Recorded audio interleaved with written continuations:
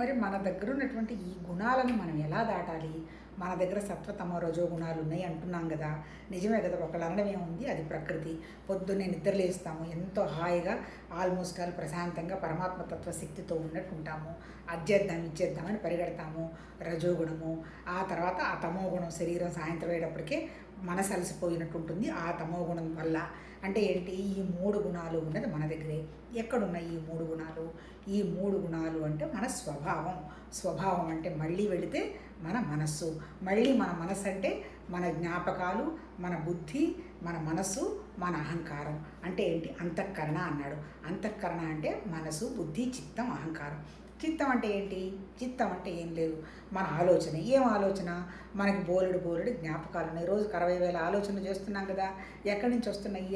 అన్ని ఆలోచనలే నిలబడకపోయినా మన జ్ఞాపకాల్లో వస్తూ ఉంటాయి.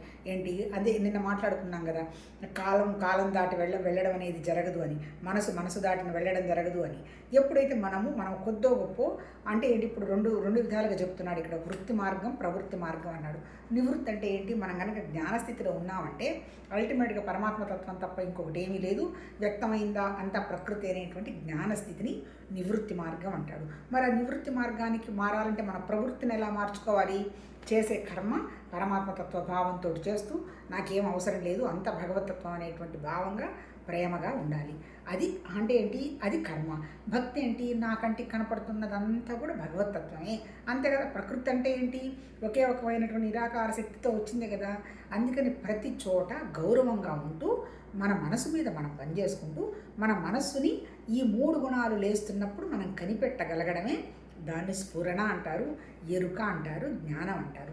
ఈ జ్ఞానాన్ని స్వార్థంగా కాకుండా సత్యం కావాలి అనేటువంటి విషయంగా ఎప్పుడైతే మనం తెలుసుకోవడానికి ప్రయత్నం చేసుకుంటూ పోతామో అప్పుడు 3 గుణాల వ్యవహారాన్ని మనం అర్థం చేసుకుంటాం. మళ్ళీ అర్థం చేసుకునేది ఎక్కడ? మన మనసుతోనే. ఎలా అర్థం చేసుకుంటావు? ఒక అనవసరమైన ఆలోచన వచ్చింది, ఇది నాది కాదు, ఇది నాకు సంబంధించింది కాదు, తీసేయి అని డిలీట్ చేసి పడేస్తావు. ఆటోమేటిక్గా ఆలోచనలో నుంచి బయటపడతావు. అంటే ఏంటి, అట్లా ప్రతి క్షణం మనకు వస్తున్నటువంటి ఆలోచనలు ఎంతసేపు వచ్చినా మనకు భౌతికంగానే వస్తాయి. నా డబ్బు, నా ఆస్తి, నా ఇల్లు, నా మనుషులు, వడతిట్లు, అవమానాలు, మానవమానాలు, సుఖము, దుఃఖం, ఇవే కదా.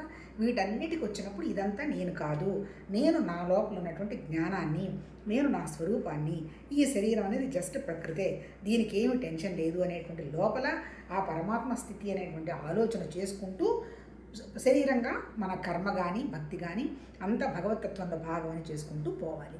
దాన్నే చాలామంది అనుకుంటారు భగవతత్వంలో కూడా కండిషన్ అంటుంటారు, ప్రేమ అంటుంటారు. కండిషన్ అంటే ఏంటి, అంతా పరమాత్మతత్వం అనేది స్థితి.